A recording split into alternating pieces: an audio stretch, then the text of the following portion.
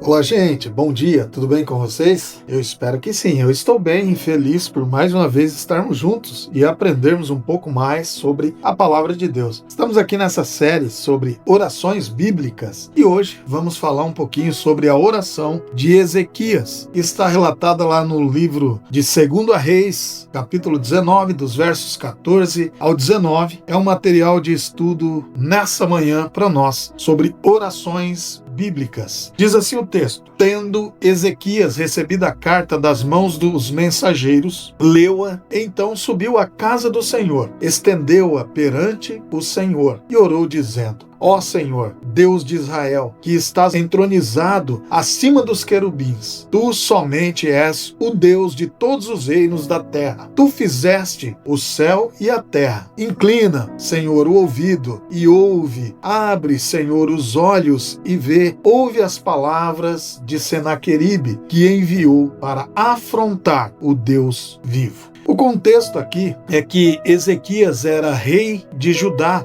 e ele enfrentava a ameaça do poderoso império assírio, que era liderado por este homem, Senaqueribe. E então Senaqueribe enviou uma carta com provocações para Ezequias. Quando Ezequias recebe essa carta provocativa, essa carta cheia de intimidações, essa carta cheia de ameaças, Ezequias entende como uma má notícia. E de fato era, mas não apenas uma má notícia para Ezequias ou para o povo de Judá, para o povo de Israel. Sim, era uma intimidação também ao próprio Deus que Senaqueribe estava tentando fazer. Agora, é interessante que ao invés de se desesperar, e eu creio que ele ficou muito preocupado, Ezequias ficou muito preocupado e cheio de medo, mas ele tomou ainda em meio ao medo ou às dificuldades daquela carta, ele tomou uma decisão acertada. Ele levou aquela carta ao templo e apresentou aquela carta diante do Senhor. Talvez você, nessa manhã, tenha recebido alguma notícia ruim.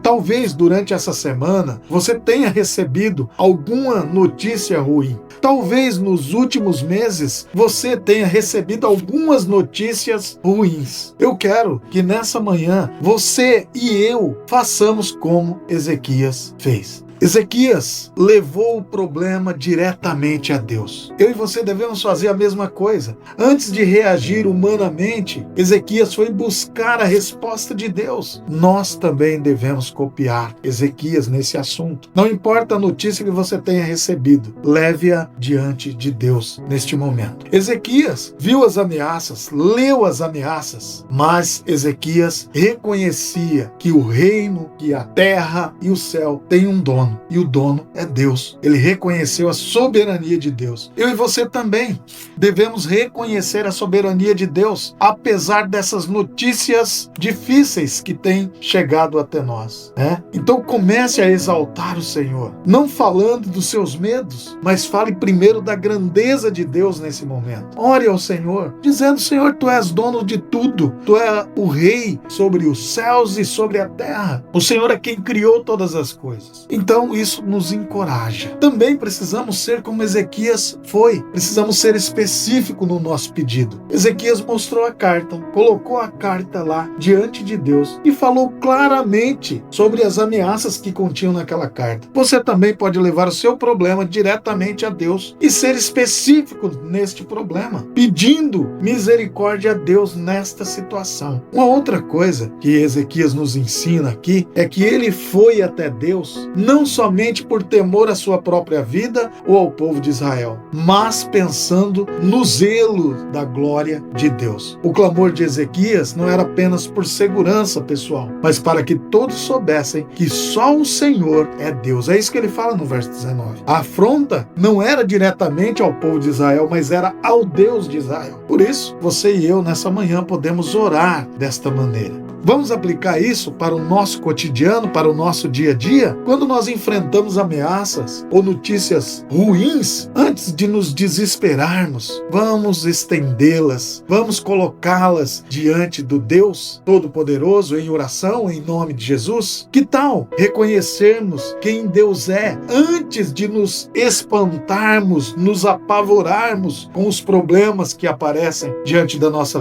frente, diante da nossa vida? Devemos reconhecer reconhecer que nosso Deus é o Senhor Todo-Poderoso, Criador do céu e da terra, aquele que deu o seu único filho em favor de nós. Você acha que ele não poderia cuidar de nós em coisas menores? Precisamos também aprender a orar de maneira específica, clamando a Deus por motivos claros. E isso Ezequias nos ensina nessa manhã, na leitura desse texto. E eu quero que o nosso coração seja tomado pela convicção de que a oração, ela pode sim transformar más notícias em oportunidade para nos aproximarmos de Deus e para que a glória de Deus se manifeste na nossa vida e na vida daqueles que estão à nossa volta. E aí, vamos orar? Assim como Ezequias orou? Um bom dia, que Deus te abençoe e te guarde. Eu espero você em nosso próximo encontro, se assim o Senhor Jesus nos permitir. Um abraço e até lá.